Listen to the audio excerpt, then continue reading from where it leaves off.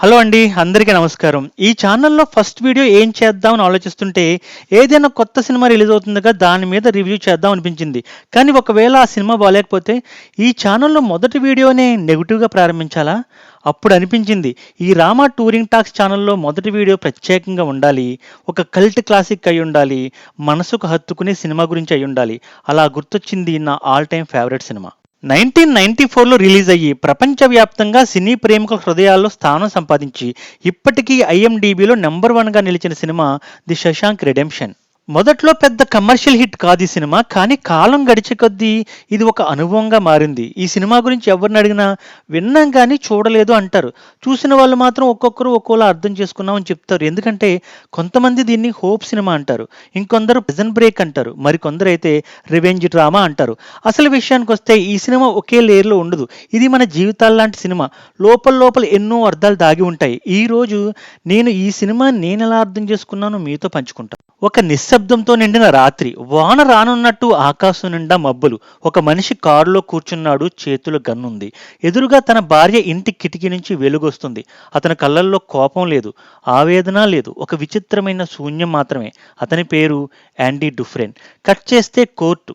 తన భార్యను, ఆమె లవర్ను తాను చంపలేదని చెబుతున్నాడు, కానీ సాక్ష్యాలు అతడే హంతకుడని నిరూపిస్తున్నాయి. జడ్జ్ అతన్ని చూసి ఒక మాట అంటాడు, ఏ పర్టికులర్లీ కోల్డ్ ఫిష్ అని. ఆ మాటతోనే అతని జీవితానికి శిక్ష పడుతుంది. శశాంక్ జైలు గేటు లోపలికి అడుగు పెడుతున్నాడు యాండీ, అతనితో పాటు మనమును. మొదట వినిపించేది ఇనుప తలుపుల మూసుకునే శబ్దం. ఆ శబ్దం ఒక్కసారి వినిపించి ఆగిపోదు, మనసులో జీవితాంతం మారుమోగిపోతుంది. శశాంక్ పెద్ద పెద్ద గోడలు, చల్లని గాలులు, కానీ అక్కడ మనుషుల కళ్ళల్లో మాత్రం నిరాశ. అక్కడే రెడ్ అనే ఖైదీ ఉంటాడు. ప్రతి జైల్లోనూ నాలాంటి వాడు ఒకడు ఉంటాడు, ఏది కావాలన్నా అరేంజ్ చేస్తాడు అని నవ్వుతూ చెప్తాడు. నవ్వు వెనక అలసట ఉంది, బయట ప్రపంచాన్ని మర్చిపోయిన మనిషి అతను. ఒక సందర్భంలో యాండీకి చెబుతాడు అతను, hope is a dangerous thing. ఆశ ప్రమాదకరం, ఎందుకంటే అది మనసులను ముక్కలు చేస్తుంది. కానీ యాండీ వేరు. అతను మితభాషి, పరిస్థితులను అర్థం చేసుకుంటాడు, అలవాటు పడతాడు, కానీ తలొగ్గడు. సహనం, సమయస్ఫూర్తి, స్థితప్రజ్ఞత అతన్ని మిగతా ఖైదీల నుండి వేరు చేసి చూపిస్తాయి ఆ జైల్లో మనకి. యాండీ ఒకేసారి 2 సొరంగాలు తవ్వడం మొదలెడతాడు. ఒకటి జైలు గోడలో, రెండోది మనుషుల మనసుల్లో. మొదటిది మనకి కనిపిస్తుంది, రెండోది కనిపించకుండా యాండీ పోస్టర్తో కప్పేస్తాడు. జైలు పైకప్పు మీద పనిచేయడానికి వాలంటీర్స్ గా వెళ్లిన బ్యాచ్ రెడ్ మరియు అతని స్నేహితుల్లో యాండీ కూడా ఉంటాడు. అక్కడ జరిగే సినిమా కథల్లో చాలా కీలకం. వీళ్ళు రూఫ్ కి తారు పోస్తుండగా అక్కడ ఉన్న ఆఫీసర్ తన కలీగ్స్ తో తనకి దూరపు చుట్టం నుండి $35,000 సంపద వచ్చింది, కానీ దానిలో చాలా భాగం గవర్నమెంట్ ట్యాక్స్లకు పోతుందని బాధపడతాడు.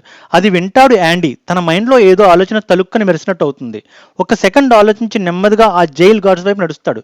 నీకు నీ భార్య మీద నమ్మకం ఉందా అంటాడు. ఒక ఖైదీ అంత దగ్గరగా రావడంతో ఆఫీసర్ అందరూ అలర్ట్ అయ్యారు. అయితే ఆఫీసర్ యాండీ అడిగిన ప్రశ్నకి నెట్టుకుంటూ రూఫ్ చివరి వరకు వచ్చేశాడు. కిందకు గెంటేస్తా అన్నాడు కోపంగా. ఈలోపే యాండీ తాను చెప్పాలనుకున్న సొల్యూషన్ చెప్పేశాడు. $1 కూడా పోకుండా మొత్తం వెల్త్ వచ్చేసే సొల్యూషన్ అది. ఆశ్చర్యపోవడం జైలర్ వంతైంది. కానీ ఈ ఖైదీ నాకు ఎందుకు చెప్పాడు అనే ఆలోచన వచ్చేలోపే, నా సొల్యూషన్ నచ్చితే నా ఫ్రెండ్స్ కి బీర్ ఇప్పించమంటాడు యాండీ. నిజానికి యాండీకి కావాల్సింది బీర్ కాదు, ఆ పోలీసు దృష్టిలో పడటం. ఆ అవకాశాన్ని చక్కగా ఉపయోగించుకున్నాడు. ఆఫ్టర్ ఆల్ హీఈస్ ఏ ఓవర్ క్వాలిఫైడ్ బ్యాంకర్ కదా. ఒక్క దెబ్బతో తన తెలివితేటలేంటో జైలర్ కి రుచి చూపించాడు. బీర్ ఇప్పించడం ద్వారా తన తోటి ఖైదీ ఫ్రెండ్స్ కి స్వేచ్ఛ యొక్క రుచి చూపించాడు. తాను మాత్రం తాగలేదు, అలా తృప్తిగా కూర్చుండిపోయాడు. అకాంప్లిష్మెంట్ ని మించిన కిక్ లేదు తనకి. యాండీ ప్రతిభ గురించి చాప కింద నీరులా జైలంతా పాకిపోతుంది. జైలు సిబ్బంది రకరకాల ఫైనాన్షియల్ డౌట్స్ తో యాండీని రీచ్ అవుతూ ఉంటారు. వార్డెన్ కన్ను కూడా యాండీ మీద పడుతుంది. కొన్ని పరీక్షల తర్వాత యాండీ గుడ్ విల్ సంపాదించడం కోసం లైబ్రేరియన్ గా యాండీని ప్రమోట్ చేస్తాడు వార్డెన్. అక్కడ కూడా యాండీ చాలా రీఫార్మ్స్ చేస్తాడు. ఒక రోజు జైలు రూల్స్ కి విరుద్ధంగా అతను జైలు స్పీకర్ లాంచ్ చేసి మ్యూజిక్ ప్లే చేస్తాడు. ఆ గాత్రం గోడలకు తాకి జైలు ఆవరణలో తేలుతుంది.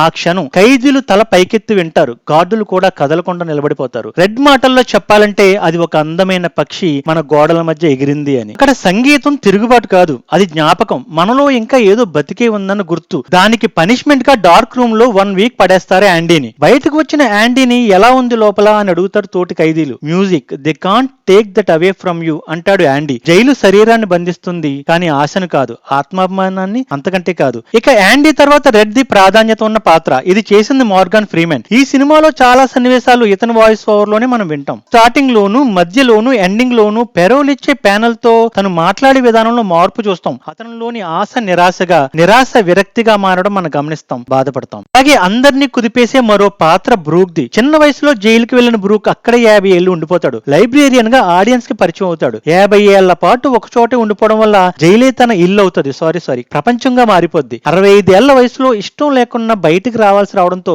బయట ప్రపంచం తనకి జైల్లా తోస్తది. ఒంటరితనం వేధిస్తాది. బ్రూక్ వాజ్ హియర్ అని తన రూమ్ లోనే రాసుకుని ఈ లోకాన్ని విడిచిపెట్టి వెళ్ళిపోతాడు. తెలుసుకున్న రెడ్ ఒక మాట అంటాడు. అదే ఇన్స్టిట్యూషనలైజేషన్. అంటే మనిషి మొదట ఒక మార్పుని రెసిస్ట్ చేస్తాడు, తర్వాత దాన్ని అడాప్ట్ చేసుకుంటాడు, తర్వాత నెమ్మదిగా దానికి అలవాటు పడిపోయి దానికి దూరం అయ్యి బతకలేడు. అంతిమంగా ఈ సినిమా మనకు చెప్పేది లైఫ్ లో ప్రతి ఒక్కరికి 2 దారులు ఉంటాయి. Get busy living or get busy dying. మనందరి లోపల ఏదో ఒక జైలు ఉంటది. అది భయము, అహంకారము, భావాలను దాచిపెట్టుకోవడము, ఆశలను వదిలేయడము. బయట స్వేచ్ఛ ఉన్న మన లోపల గోడలను పగలగొట్టకపోతే అది నిజమైన స్వేచ్ఛ కాదు. ఈ సినిమాలో యాండీ గోడను తవ్వాడు, రెడ్ ఆశను అంగీకరించాడు. అందుకే వాళ్ళు ఆ స్వేచ్ఛను పొందారు.